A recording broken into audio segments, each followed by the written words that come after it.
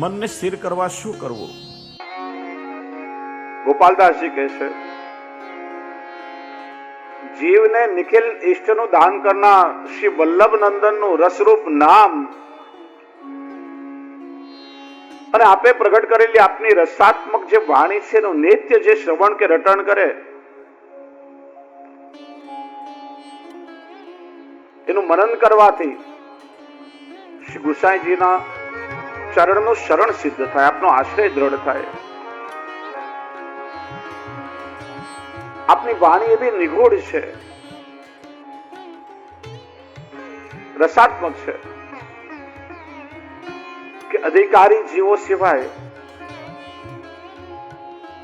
બ્રહ્માદિક રુદ્રાદિક દેવો પણ આપની વાણીનો મર્મ સમજી શકતા નથી. 252 વૈષ્ણવમાં એક પ્રસંગ આવે છે ને, એક સત્રાણીને આપે નામ નિવેદન કરાવ્યું.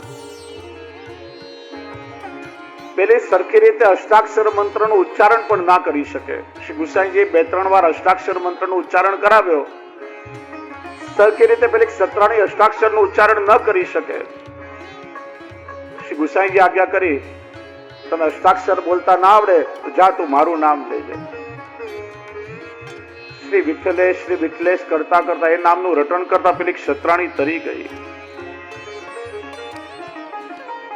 કેમ કે આપનું નામ પણ સ્વરૂપાત્મક છે અને આપ તો સાક્ષાત એ પૂર્ણ પુરુષોત્તમનું સ્વરૂપ છે.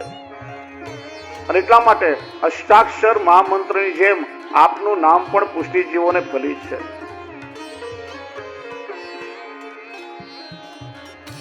વેદ શાસ્ત્રના સારૂપી ભાગવતનું મંથન શ્રી મહાપ્રભુજીએ કર્યું. આગળ આપણે જોયું, શ્રી ભાગવત પિયુષ સમુદ્ર મતન ક્ષમ, શ્રી ભાગવત ગુડાર્થ પ્રકાશન પરાયણ. ભાગવતજીના ગૂઢ અર્થો શ્રી મહાપ્રભુજીએ, સુબોધનીજી ભાગવતાર્થ પ્રકરણ આ બધામાં પ્રગટ કર્યા. ઠાકોરજીની વિવિધ રસમય લીલાઓનું તાત્પર્ય હેતુ પ્રગટ કર્યો. ભગવદીઓ ગાય છે ને, જો શ્રી વલ્લભ પ્રભુ પ્રગટ ન હોતે, વસુધા રહેતી સોની, નાતર લીલા હોતી જોની. વ્યાસજીએ સમાધિમાં લીલાના દર્શન કર્યા, ભાગવતની રચના થઈ. એ ભાગવત વ્યાસજીએ સુખદેવજીને ભણાવ્યો અને પિતા પાસે જે જ્ઞાન મળ્યો એ કથા સુખદેવજીએ કરી. પરીક્ષિતને સંભળાવ્યું. જો પરીક્ષિત, પ્રભુએ આવી આવી લીલાઓ કરી છે, પણ લીલાઓ ઠાકોરજી શા માટે કરી? લીલાઓ કરવા પાછળનો હેતુ શું? એ ગોળ રહસ્ય શ્રી મહાપ્રભુજી પ્રગટાવ્યું છે. જો શ્રી મહાપ્રભુજી પ્રગટ ન થયા હોત તો આજે જીવો પ્રભુની લીલાથી અજાણ રહ્યા હોત. શ્રી ગુસાઈજીએ સુબોધનીજી ઉપર ટિપ્પણી આદિ ગ્રંથો લખ્યા. આપની રસાત્મક વાણી દ્વારા એ રહસ્ય લીલાનું તાત્પર્ય શ્રી ગુસાઈજીએ ભક્તોના હૃદયમાં સ્થાપિત કર્યું. શૃંગાર રસ મંડન જેવા અદ્ભુત ગ્રંથોની રચના કરી.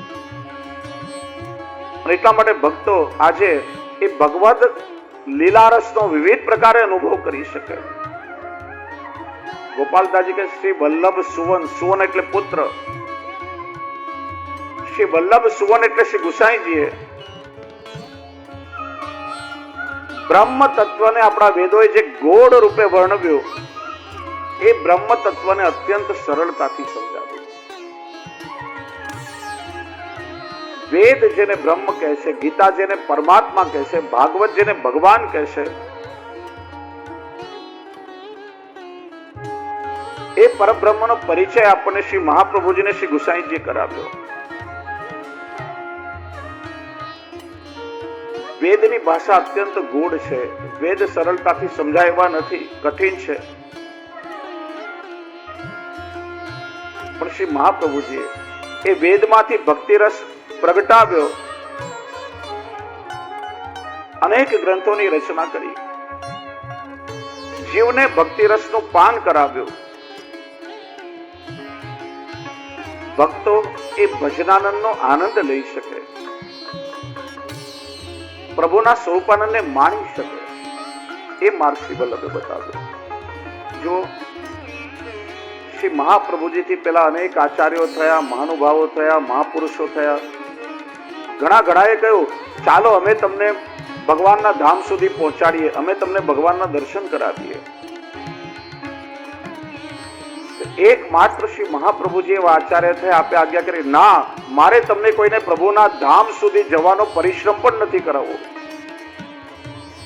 પણ સાક્ષાત એ પૂર્ણ પુરુષોત્તમને એક વૈષ્ણવના ઘરે પધરાવીને એક વૈષ્ણવનું ઘર હું નંદાલય બનાવી દઉં અને એક વૈષ્ણવના ખોળામાં હું પ્રભુને ખેલતા કરી દઉં. એ માર્ગ શ્રી વલ્લભે બતાવ્યો. શાસ્ત્રમાં એવું કહેવાય કે એકવાર ભગવાનના દર્શન જેને થયા એને ફરીથી જન્મ ના લેવો પડે, એને મુક્તિ મળી જાય.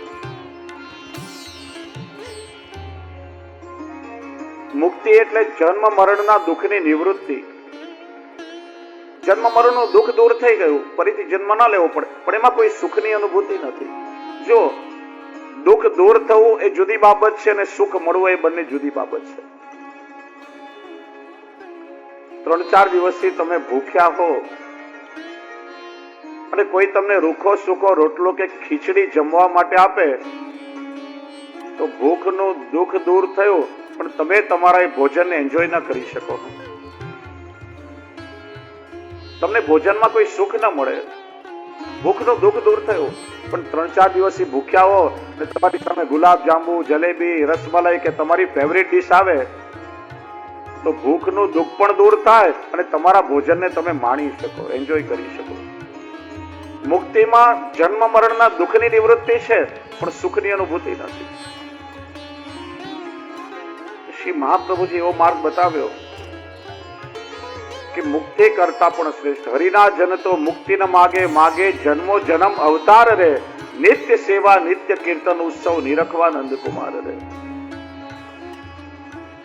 ભાગવતજીમાં પ્રસંગ આવે છે ભ્રમર ગીત પછી જે ગોપીજનો સાથે વાર્તાલાપ આદિ થયો. 3 દિવસ માટે આવેલા ઉદ્ધવજી 3 મહિના માટે રોકાયા. કૃષ્ણનું સ્મરણ થયું, મારા પ્રભુ મારી પ્રતીક્ષા કરતા હશે, કે બધાને મળ્યા છે ઉદ્ધવજી. મૈયા આપે કઈક પ્રભુને સંદેશો આપવો છે, ગોપીજનો તમારે કઈ કહેવું છે, નંદ બાવા આપે કૃષ્ણને કોઈ સંદેશો આપો. ત્યારે નંદરાયજી બહુ સુંદર વાત કહી, ઉદ્ધવ મારા કૃષ્ણને જઈને એટલું કહેજો કે અમારા કર્મોના કારણે અમારે ગમે તેટલા જન્મો ભલે લેવા પડે, એક પણ જન્મની કૃપાથી ઓછો ના કરે. દરેક જન્મના કર્મ મારે ભલે ભોગવવા પડે, પણ કમસે કમ એટલી કૃપા અમારા પર કરે કે મારો દરેક જન્મ કોઈ વૈષ્ણવના કુળમાં થાય અને પ્રત્યેક જન્મમાં મને એની સેવા મળે. નંદરાયજી આ માગ્યું છે.